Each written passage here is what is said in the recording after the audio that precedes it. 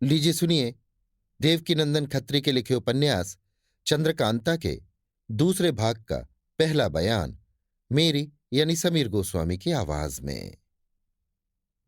इस आदमी को सभी ने देखा, मगर हैरान थे कि ये कौन है, कैसे आया और क्या कह गया।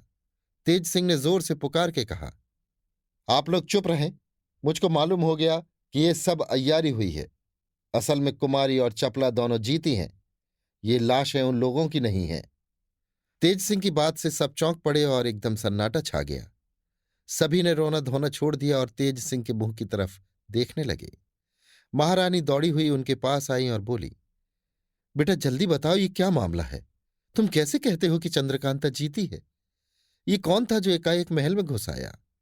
तेज सिंह ने कहा, ये तो मुझे मालूम नहीं कि ये कौन था, मगर इतना पता लग गया कि चंद्रकांता और चपला को शिवदत्त के अय्यार चुरा ले गए हैं और ये बनावटी लाश यहां रख गए हैं, जिससे सब कोई जाने कि वे मर गईं और खोज न करें। महाराज बोले, ये कैसे मालूम कि ये लाश बनावटी है?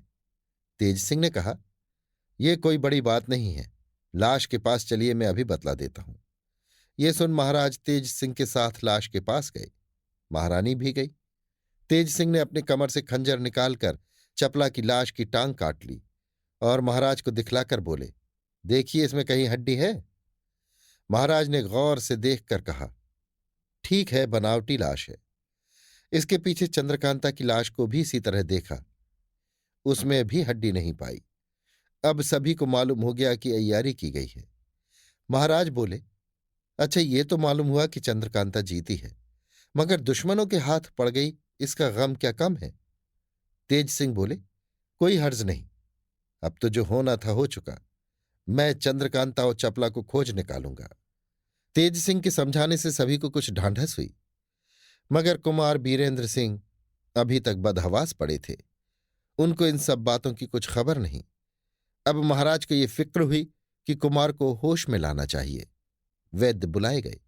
सभी ने बहुत सी तरकीबें की, मगर कुमार को होश न आया। तेज सिंह भी अपनी तरकीबें करके हैरान हो गए, मगर कोई फायदा न हुआ। ये देख महाराज बहुत घबराए और तेज सिंह से बोले, अब क्या करना चाहिए?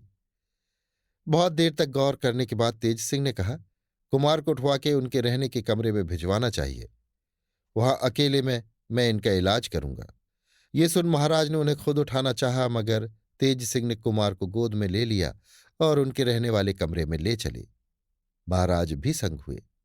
तेज सिंह ने कहा, आप साथ न चलिए, ये अकेले ही में अच्छे होंगे।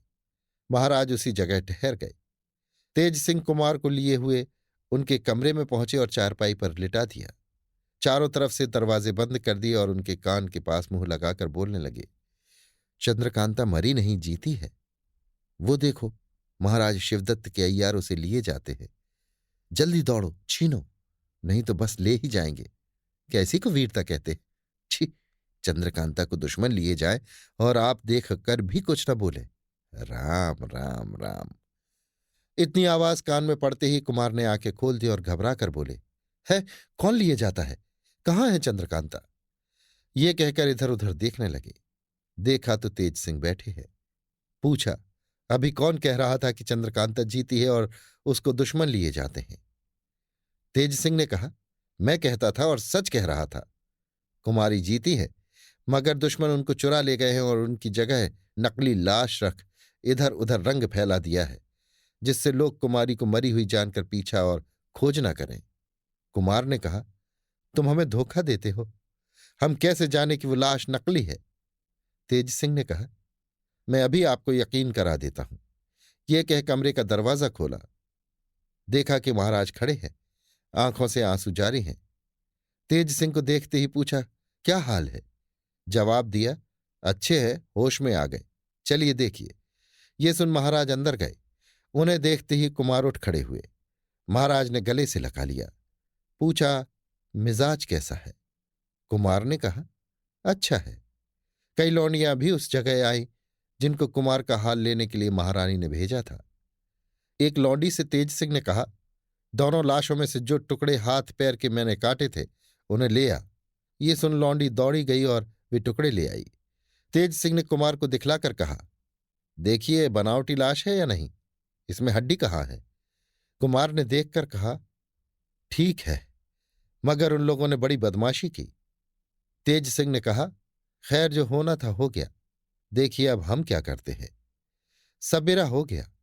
महाराज, कुमार और तेज सिंह बैठे बातें कर रहे थे कि हरदयाल सिंह ने पहुंचकर महाराज को सलाम किया।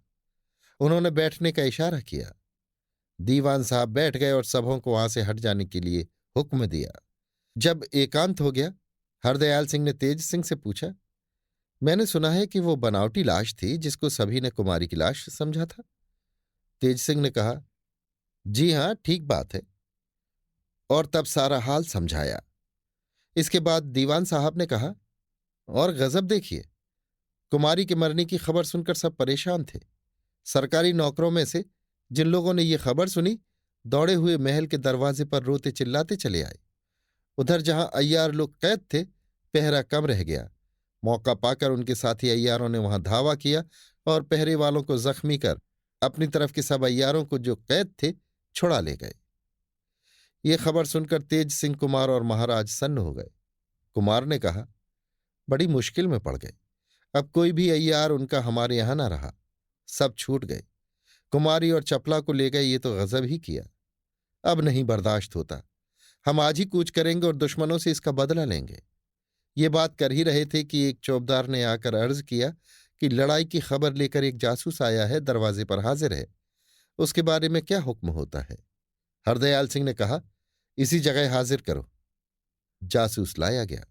उसने कहा, दुश्मनों को रोकने के लिए यहां से मुसलमानी फौज भेजी गई थी। उसके पहुंचने तक दुश्मन 4 कोस और आगे बढ़ाए थे। मुकाबले के वक्त ये लोग भागने लगे। ये हाल देखकर तोप खाने वालों ने पीछे से बाढ़ मारी, जिससे करीब चौथाई आदमी मारे गए। फिर भागने का हौसला न पड़ा और खूब लड़े, यहां तक कि लगभग 1000 दुश्मनों को काट गिराया। लेकिन वो फौज भी तमाम हो चली। अगर फौरन मदद न भेजी जाएगी तो तोप खाने वाले भी मारे जाएंगे। ये सुनते ही कुमार ने दीवान हरदयाल सिंह को हुक्म दिया कि 5000 फौज जल्दी मदद पर भेजी जाए और वहां पर हमारे लिए भी खेमा रवाना करो। दोपहर को हम भी उस तरफ कूच करेंगे। हरदयाल सिंह फौज भेजने के लिए चले गए। महाराज ने कुमार से कहा, हम भी तुम्हारे साथ चलेंगे। कुमार ने कहा, ऐसी जल्दी क्या है, आप यहां रहें, राज्य का काम देखें। मैं जाता हूं, जरा देखूं तो राजा शिवदत्त कितनी बहादुरी रखता है। अभी आपको तकलीफ करने की जरूरत नहीं। थोड़ी देर तक बातचीत होने के बाद महाराज उठकर महल में चले गए। कुमार और तेज सिंह भी स्नान और संध्या पूजा की फिक्र में उठे। सबसे जल्दी तेज सिंह ने छुट्टी पाई और मुनादी वाले को बुलाकर हुक्म दिया कि तू तमाम शहर में इस बात की मुनादी करा कि दंतार वीर का जिसको इष्ट हो वो तेज सिंह के पास हाजिर हो। बामुजिब हुक्म के मुनादी वाला मुनादी करने चला गया। सभी को ताज्जुब था कि तेज सिंह ने ये क्या मुनादी करवाई है।